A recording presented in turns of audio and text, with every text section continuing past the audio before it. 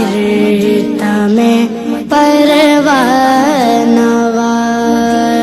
ओ करम सरकार तो हो गए हम बेशुमार। अस्सलाम वालेकुम रहमतुल्लाहि व बरकातुहू। क़याम रमज़ान। شهر رمضان الذي أنزل فيه القرآن اور جب وہ امت کو بخشنے پر آتا ہے تو تحفے میں رمضان دیتا ہے۔ پیام رمضان، مہمان رمضان۔ مہمان مہینہ ہے یہ بتلاؤ سبھی کو، مہمان مہینہ ہے یہ بتلاؤ سبھی کو، مالک کی عنایات کا عنوان مبارک ہو عالم اسلام کو رمضان مبارک۔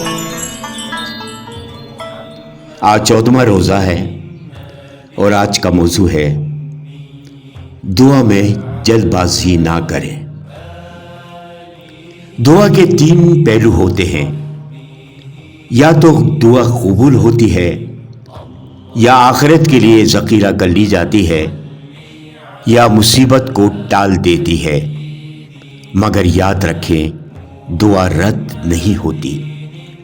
حدیث شریف میں رسول صلی اللہ علیہ وسلم نے ارشاد فرمایا، تم میں سے جس شخص کے لیے دعا کا دروازہ کھول دیا گیا ہے، یعنی دعا مانگنے کی توفیق دے دی گئی ہے، اس کے لیے رحمت کے دروازے کھول دیے گئے۔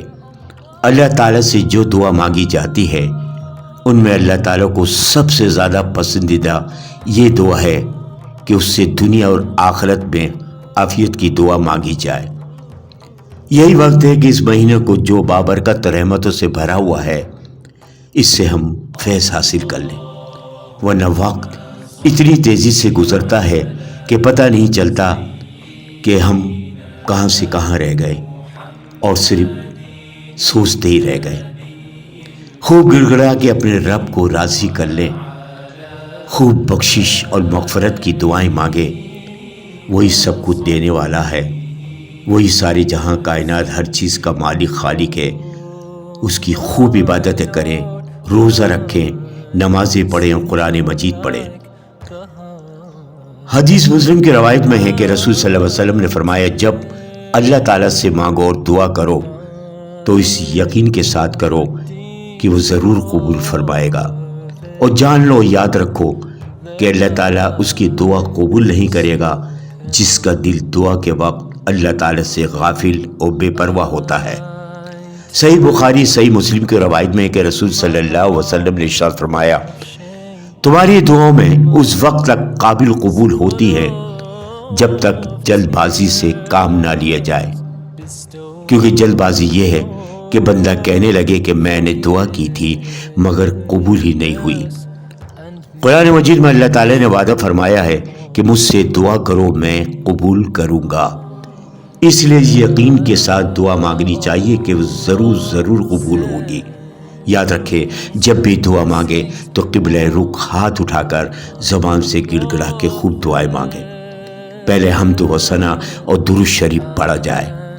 جس طرح اپنے لیے دعا مانگتے ہیں اسی طرح اپنے دوست احباب رشتہ دار اور تمام مسلمانوں کے لیے دعا مانگے، یہ بھی بہت بڑی فضیلت ہے۔ صحیح مسلم حدیث میں ہے کہ جو مسلمان بندہ اپنے کسی بھائی کے لیے اس کی غیر موجودگی میں دعا کرتا ہے تو فرشتے اس کے حق میں یہ دعا کرتے ہیں کہ تم کو بھی ویسے ہی بھلائی ملے۔ بلکہ کافروں کے حق میں بھی دعا کرنی چاہیے کہ اللہ تعالیٰ ان کو اسلام کی ہدایت عطا فرمائے۔ اس سے دعا کا ثواب بھی ملتا ہے اور دوسروں کی خیر خواہی کی فضیلت بھی حاصل ہوتی ہے۔ آج بس اتنا ہی، مگر یاد رہے افطاری کے وقت روزدار کی دعا ضرور قبول ہوتی ہے۔ خوب مانگے اور اس دعا میں ہمیں ضرور یاد رکھیے۔ دعاؤں کا طلبگار سید محمد سلیم جلالی ہے بہت چاؤ سبھی کو، جس کے لیے رہتا ہے بہت چاؤ سبھی کو، مہمان مہینہ ہے یہ بتلاؤ سبھی کو، مہمان مہینہ ہے یہ بتلاؤ سبھی کو، مالک کی عنایات کا عنوان مبارک